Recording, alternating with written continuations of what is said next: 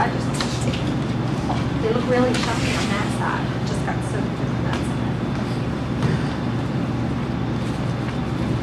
There is fresh coffee inside if anyone is interested in a cup of coffee. And I did make some pumpkin bread. If y'all would like a slice of pumpkin bread. Just overextended yourself. I did. You know, she said that after I've sat down and I got my water. Yeah. She had pumpkin bread and coffee.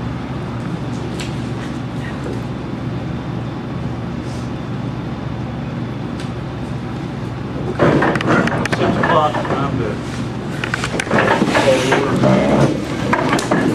Meeting order, brother. We're starting proceeding off with the pledge of allegiance to the flag. I pledge allegiance to the flag of the United States of America and to the republic for which it stands, one nation under God, indivisible, with liberty and justice for all. Make that in public prayer. Heavenly Father, we thank you again for another beautiful day of life that you've given us. We thank you for all the wonderful blessings of this night. We ask you, Lord, as we gather here this evening, that you would be with each one of us. We pray, Father, that you would guide us and direct us in the conducting of this business. May we have those in mind, Father, and those only that we are served. May we do what is right and honorable in your sight. We ask it in your precious name. Amen.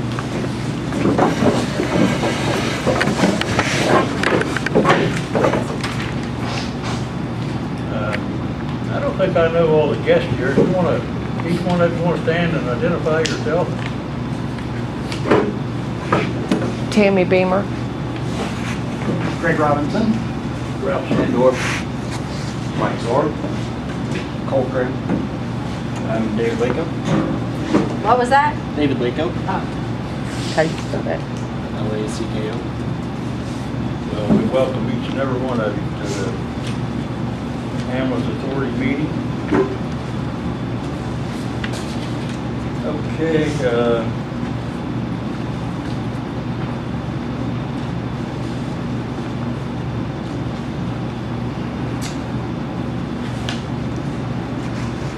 Does anyone know if Ashley is coming? I don't know. Not yet, I called the office. Simpson's last one. do we have the minutes of the last meeting? Yes. You should have those in large print there. Yeah. Have you all Everybody had? had a chance to go over the minutes of the last meeting?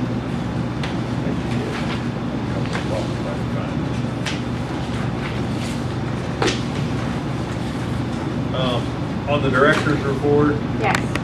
the second sentence before the end, it says, "I hope that the director fund will be able to assist better in securing." I would ask that say the board hopes the director fund Okay. would be able to assist. Okay. I would ask that amendment be made. There was another one.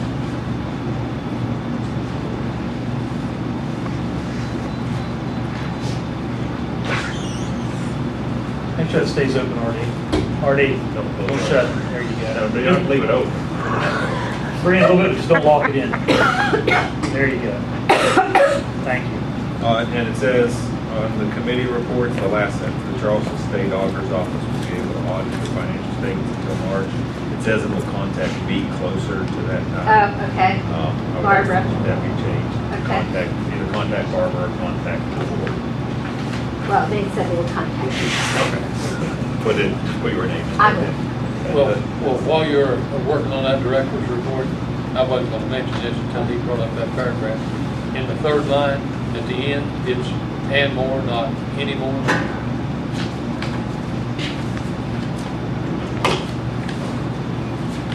Yeah, there it is. Third line, Oh, yeah. Spell check will get you. That's what, but you know what, and it wasn't spell check, you know, it's when you start writing the word, how it automatically fills it out for you. Okay. you got it right in the line below it. Aside from that, I would move that the minutes be approved as amended. Second that. and approve the minutes being approved as read, seconded. All in favor? Aye. Stand approved. Mr. Chuck, can we have a treasurer's report, please? Yes, okay, as of today, our checkbook balance is $21,335.88. Savings account, $3,297.86. All bills, current bills are paid up to date and current. The budget for this year, the budget that we did in March of last year was for $235,000.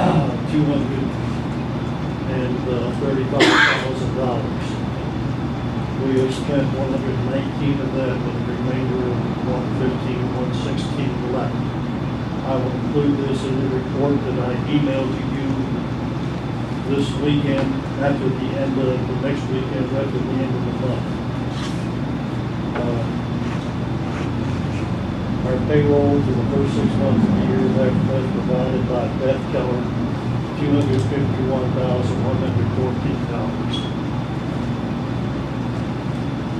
I also will, in the email I sent to you, That's as of what date? as of the 1st of January. Through December That was through 31st. December 31. When I do the email to you this next weekend, I'm going to add two things to it. We'll give you the budget figures, shows you what has been spent, what we have available to spend. There are some areas where we need to move money from one location to another. But the total figure, we are right on what we budgeted to spend last March.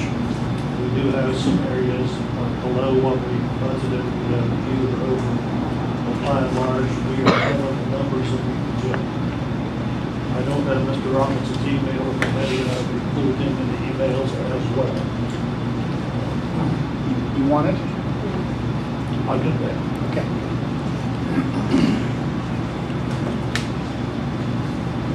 That's very important.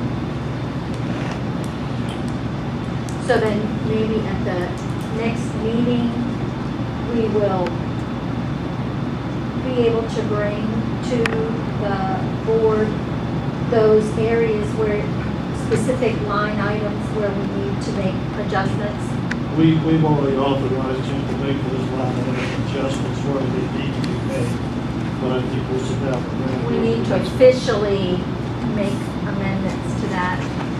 I think we've given him that authority to begin with, whenever we Right. told him that he had the budget, but he does need to report that back to us at the very least. And that's what we're gonna do, we'll sit down, and write down what we moved, where we moved to cover it. But we need to officially adjust the budget itself Adopt so this that, amendment. adopt the changes. So even though he's been given the authority to do it, we need Next to week. cover that. Okay, so we'll just put that on next meeting's agenda under new business. Budget amendment, I guess. is what it's called.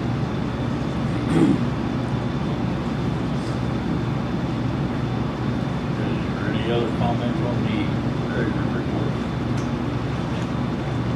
Will the treasurer's report be accepted? Do I have a second? For the treasurer's report? She seconded. Okay. Been moved to treasurer's report be accepted as presented, seconded. All in favor, aye. Aye. Motion carried. Yeah, Randy, I think it's your turn. Alrighty, since we didn't have a meeting in December, I thought I'd go ahead and give you the run count. In December, we did 108 runs. And so far, now according to my director's report, I got down 44, but I had done it a little ways before the meeting, but I did a count before I come here. We're looking at 60 calls so far this month up to today. And I'm starting to break these down into actual calls, which I have a complete call log of times and so forth on these. But just for example, for this month so far, we've had 6 patients refuse care. In other words, we responded to them, either treated them and they didn't want to go to the hospital, or we get there and they decided refusal. And 1 straight up refusal. 1 transported by air medical, 49 transports, and one, treated and transported, and 2, they didn't really put nothing down exactly why they transported them. So it's a total of 60.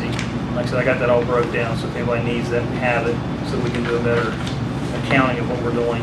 Education-wise, we've hosted 2 CPR classes this month, last month actually, and we have started to work with the fire departments on setting up their training for their NIMS and setting up training for their hazmat awareness and stuff like this so that they can be in correlation with what the state fire marshal requires them to do. Being that I'm a recent instructor and a review instructor, I can teach those classes. So we're working out now where we can actually help them cover classes at no cost other than the cost that they're going to have for their certificates, which I can't adjust that in any way. But we're working with them on that.